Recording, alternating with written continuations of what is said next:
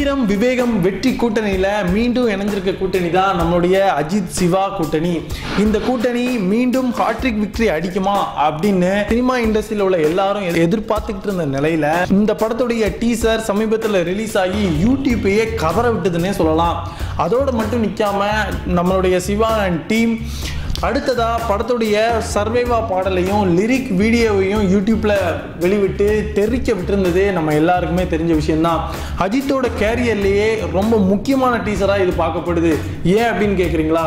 மிக குறுகிய காலத்திலேயே 1 கோடி பேருக்கும் மேலே பார்க்கப்பட்ட டீசர்ல இது ஒன்று அப்படின்னு புது சாதனையை படைச்சிருக்கு நம்மளுடைய விவேகம் படத்துடைய டீசர். இதோட மட்டும் நிற்காம இந்த படத்துல வில்லன் யார் அப்படிங்கிற ஓப்பன் ஸ்டேட்மெண்ட்டை நம்மளுடைய டைரக்டர் சிவா இப்போ வெளிவிட்டிருக்காரு.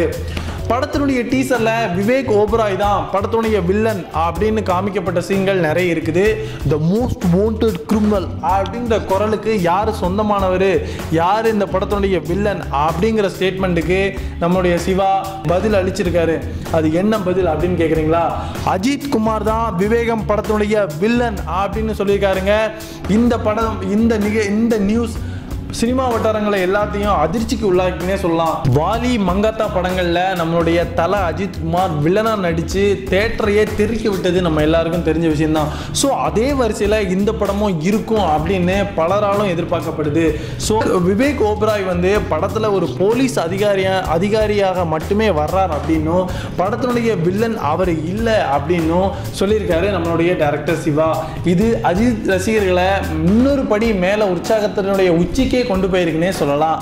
இந்த நியூஸ் உங்களுக்கு பிடிச்சிருந்தனா லைக் பண்ணுங்க, உங்க கமெண்ட்டை கீழே பதிவு பண்ணுங்க, போற போக்கில் அப்படி சப்ஸ்கிரைப் செய்யுங்க.